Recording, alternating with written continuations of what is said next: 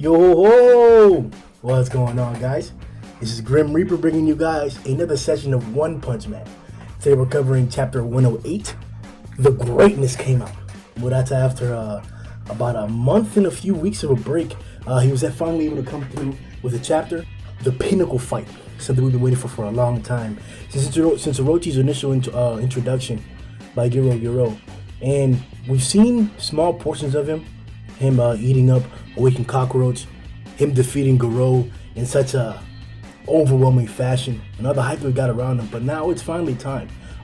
As one of the primary villains of the arc, we got to see his confrontation, and there was a lot of parallels to one of the other possible final villains of the arc. Avoiding webcomic spoilers because I haven't read it. It seems to be that Gero may actually be the final confrontation in comparison to Orochi. Now, this isn't webcomic information because Orochi isn't in the webcomic, so the circumstances that we've been put in are going to be a little bit different, and they are based on one's new storyline. So I'm excited to see what he's going to do next. There's huge speculation right now in the community, and especially in the One Punch Man podcast, which will be airing in a few days, about whether Orochi is dead or not. This confrontation did show a little bit of power from him, but just like always, Saitama was able to come out on top with the single punch victory. But this chapter held a lot of little pieces of information that are going to be essential, a lot of things to compare to and contrast to with other parts and other sources. So I'm excited to get started with this. Gotta give a shout out to Murata for his art on this amazing cover page. He drops us a crazy fitted up, dripped out Bang with Fubuki and Bomb behind him and shit. Bang's all suited up with the suit. Yo, he just looking badass though. He's got the little pin on his tie and shit. He looks official. And Murata does this with the caption, "To be a grown-up is to look good in black." Amazing introduction to the chapter and stuff. And from last week, we got that cliffhanger of the conversation between Orochi and Saitama, and it ended off in such a high point where they were talking shit, and Orochi was like, "You don't seem to be somebody who can just be left alone." And to pick it up right where they left off, a quick attack, quick hitting in there, showing off his flexing skills, it was amazing. It actually, during my reread, because I wanted to connect Orochi's fighting capabilities in totality, not just in one portion, I actually made quite a few connections to the Orochi versus Gero fight and the Orochi versus Saitama fight. The fight actually starts off in a similar manner. Orochi attacks both Gero and Saitama with the tentacle attacks, and they're able to a certain extent dodge it, but Saitama does it in an exceptionally better fashion. And then they also both deal with Orochi's heat blast. Now, these parallels could just be considered things that he just does in a fight, so we could call them Orochi's battle tactics if he's beginning fights like this in the same manner. But I kind of got the feel that Murata and One are doing this on purpose to help us compare Saitama and Gero indirectly. If they're doing similar things and they're facing similar opponents, that's one way to scare them, in contrast to having them fight in actuality. We've already seen them fight about 2 to 3 times already in the series. Every single one of those times, Saitama bested Gero like nothing. So to have the possibility and the most likely inevitability of Gero fighting Saitama later on in the series, to have it be foreshadowed with this comparison is freaking amazing. Never have I seen before a main villain, or as we've already said before, a possible main villain be used to hype up somebody else. It's not something that if it is done, it's done commonly, or that it's even done amazingly because of the fictions and the stories that I've read. I haven't really seen it that much. Maybe like Naruto with Kage is an example where they built up this villain Madara to do so many things and be so powerful, but then Kaguya comes in and annihilates him. An extent to like that, but a little bit different. Orochi put in a great effort up against Saitama, but up against Gero, as we already know, he was holding him back and he was toying with him. Against Gero, we didn't necessarily get to see Orochi use the water stream rock smashing fist besides one time, and that was in like the final encounter that was like bodied Gero, lifted him against the wall. But up against Saitama, he did use it. He actually used it initially in one of his initial assaults, and Saitama popped it. Orochi was able to transform into his new, like, bad ass super duper fighting form. I guess it's a serious state.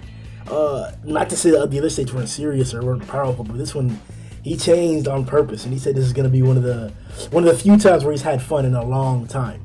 So to have him transform into that form, throw out his left arm, which was dragons and stuff, and then them get popped by Saitama one punch, that was amazing. Showing off against the water stream rock smashing fist, and that's another point or step in comparison between the two individuals and their fighting capabilities. If Saitama has already talked shit about martial arts back in the martial arts tournament, now he faces up against it with a stronger opponent and he still annihilates it. And Bang himself has told him that Saitama's way stronger than him. It doesn't seem like the Water Stream Rock Smashing Fist should be a huge component in why Garou's going to have a great time in a fight against Saitama later on. And as we saw, the evidence is clear right now. Garou also tanked a few of the blasts, as we mentioned, and as Saitama tanked a larger blast. Now, in the poll questions that we dropped, check out the link in the description below for the Discord. That's where we drop all the poll questions as well as on Reddit. We asked, which is bigger, which is more powerful, which is more amazing, which is more potent, the Millennium Emperor Nova or Orochi's untitled Dragon Kamehameha? We can dub it that for now. The destruction seems comparable, definitely. Now, whenever we got the exterior viewpoint of the city above the ground, there was a clear difference. The South Emperor's Millennium Emperor Nova, it was a small portion of the town. Let me not say small, but it was a good portion of the town that was indeed shaking, ripped apart, and thrown to the side, left a huge crater in the center of it. And then the Millennium Emperor Nova proceeded to go into high atmosphere. So we know the attack is potent enough to keep going, and it had some more oomph behind it. Orochi's, on the other hand, it stayed underground because it was directed underground, not upwards, like South Emperor was, and it left a chasm. A huge crater underneath. I don't know if crater is the proper word for it. I think it's on the surface, but there's a huge chasm underneath the subterranean base now, and it extended pretty far. We actually saw on one of the panels the subway system was left pierced through. To have Saitama tank that, because we didn't even see him feel the results or get up out of the ground from taking that. We just see him running right back from that explosion. Running right back from the crevice that was created from Orochi's blast. I'm not sure if Garou can replicate that. Now, don't get me wrong. Garou was able to take several high heat energy blasts from Rover, point blank. Then took on Garou and was overwhelming her psychic capabilities. And then faced Orochi. Got smacked around. He took some pretty strong damage, but this is a little different. It almost gives me parallels to Phoenix Man and Phoenix Man's capabilities to absorb energy and absorb blasts to make him stronger and whatnot and be able to redirect and utilize it himself. But I don't even think Phoenix Man would be able to survive this. This is quite a feat of destruction. Another one of the important points we addressed in this chapter was overgrown Rover. Now, for quite a while now, we've been speculating, is Rover dead? Is Rover dead? Let Rover live. Is he alive? And in the dialogue that we received in the chapter where Rover actually encountered Saitama, he had X marks on his eyes. Now, usually whenever we see monsters destroyed, killed, annihilated, it's not like that. We see parts of their body come off. We see them explode usually in terms of Saitama fighting. But that wasn't the case with the overgrown Rover. And huge hype. Rover got huge hype for it because even though Saitama in the dialogue that was presented to us did indeed say that he was holding back, he wasn't indeed trying, he indeed was not trying to kill Overgrown Rover. The attack and the resulting damage from the attack was catastrophic.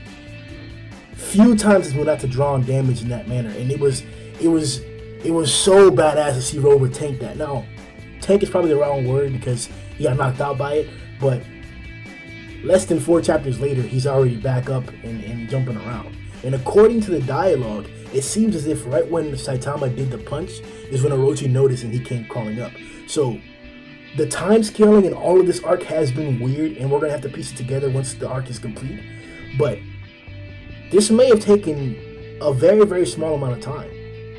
Rover may have gotten up very, very quickly. And if that's the case, Overgrown Rover is a true tank. He's a true tank. I'm really excited to see more of the character. Now, one thing that I have to point out. Bang and Bomb, before we get into their feats and their credibility for this chapter, they were one of the few that actually encountered the result of the explosion. Tatsumaki and Garou actually had some of the debris and dust hit them, and they had to use their shields to protect it. Flashy Flash heard or noticed the huge explosion that was going on from Orochi's blast. But Bang and Bomb they actually encountered lightning from it, which makes me think that like they were in a closer vicinity to the blast than others were. Maybe not closer than Tatsumaki and Gero, but probably the same distance. So if these guys are that close to this explosion, does that mean that they're close to Overgrown Rover? Does Overgrown Rover have the prospect of fighting, of assisting Gero in fighting Tatsumaki, or fighting up against Atomic Samurai, or encountering Bang Bang and Fubuki? Is that going to be the next previous case? Or the big wild card, and I want to say the big wild card, King. King is just as close as any of them to this area. Now it's been, I think we've seen Bang the new Fubuki group about 2 or 3 times since King has left the group, or since King has not been with them. Now, assuming that King hasn't traveled super far, as he's a regular human, he's not like Flashy Flash. He can fly across the underground base like nothing. He should be within this vicinity as well. He might have even felt the explosion, even though we didn't get his reaction. I have the strong idea, the theory, that King will receive the credit for destroying Orochi. We all know what the true statement of this chapter is. Is Orochi dead? Let Orochi live. Hashtag let Orochi flex. We all know what we want. We want to see a longer fight. We want to see a Boros type fight for this Boros type character. But if he is defeated, that's one of the resultants that I think is going to happen. That if King is in the vicinity, one of their 2 other heroes might encounter him and then, spread the word that King took down Orochi. Personally, thinking back, Child Emperor and Moganma are actually leaving the association, trying to head to the surface right now. He is the one escorting Waganma. So it wouldn't be too crazy to see King show up next to Orochi's dead body. Child Emperor having information about Orochi because of the information that he extracted from the drone of Metal Knight, knowing it's Orochi, knowing his extreme power level, and then attributing its defeat to King himself. Then they both leave the underground facility together. Not to say that that's going to happen, not to say that that's a likely situation, but it seems like the pieces are scrambled enough to allow that possibility to occur. So I'm interested to see what Murata and One have in mind with that. I'm interested to see what can play out in terms of King being absent. And like I said, I'm interested to see if Orochi's dead or not. To hop on that point, in a previous discussion, live stream of Murata's, where he draws the chapters and he live streams it, he mentioned that he believes Orochi can take more than one punch.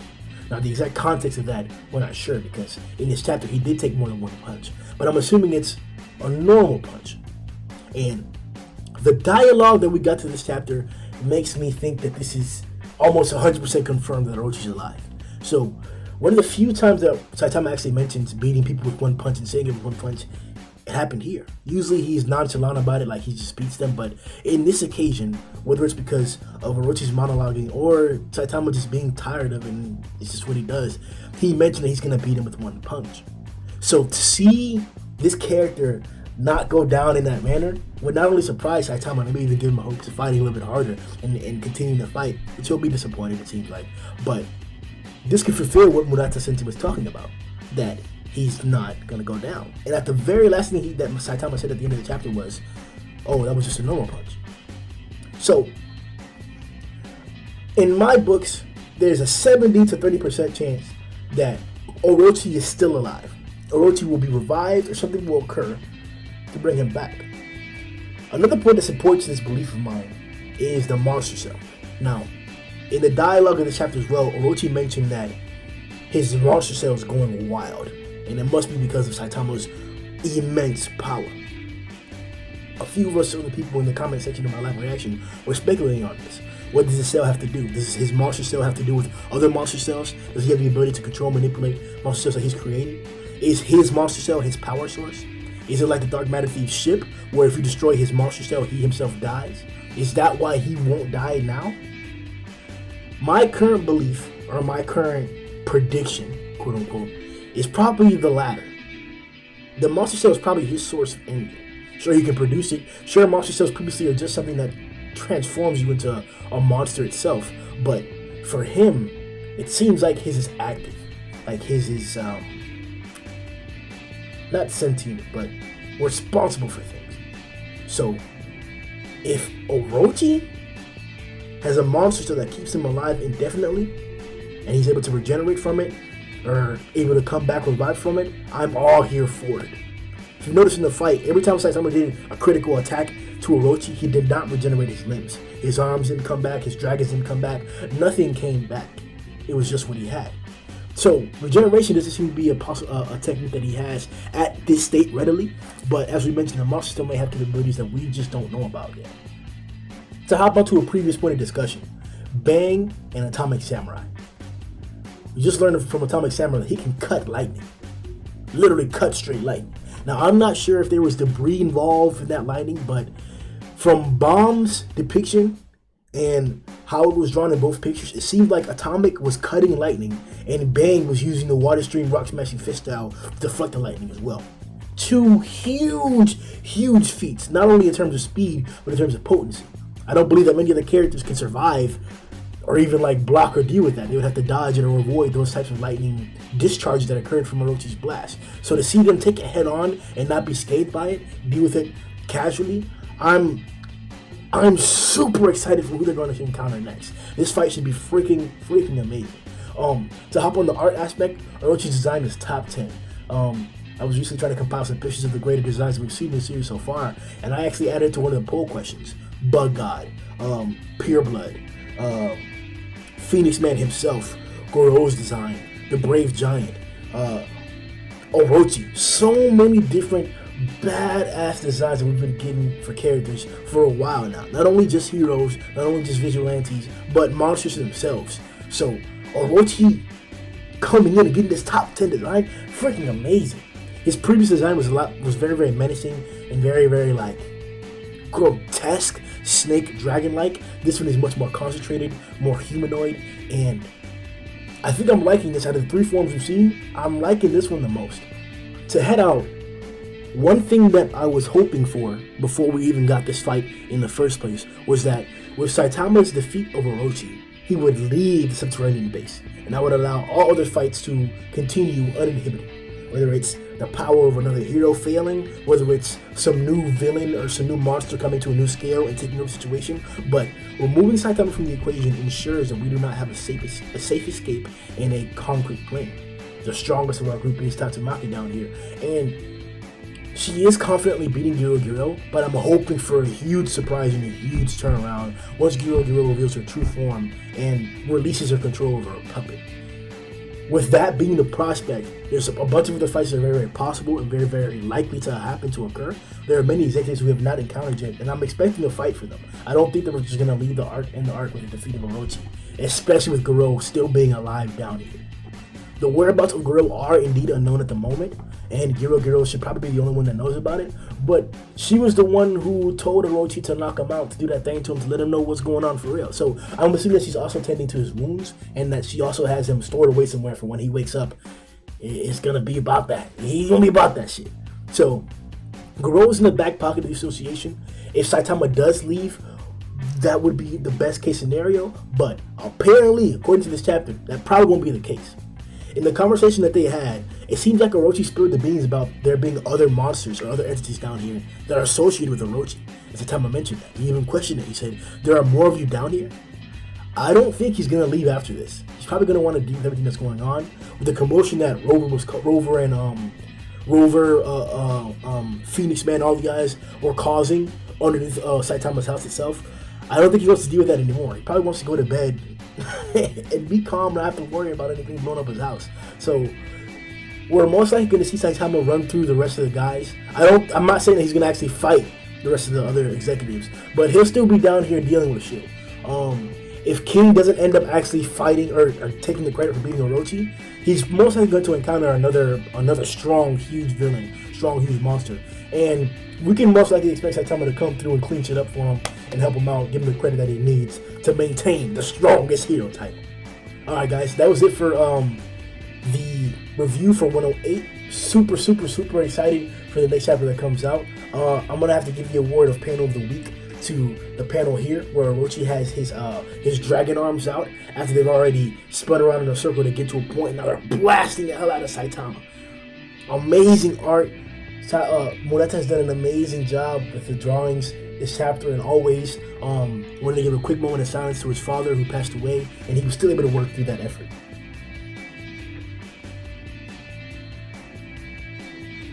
But alright guys, stay tuned for the podcast. It should be coming out in about 2 2 to 3 days, we'll be going in, we'll be going deep. Yo, this is gonna get crazy. I know the boys are talking a lot of shit. I know the boys were upset that Orochi was gonna get beaten easily. So let's see if that's gonna be the case next week.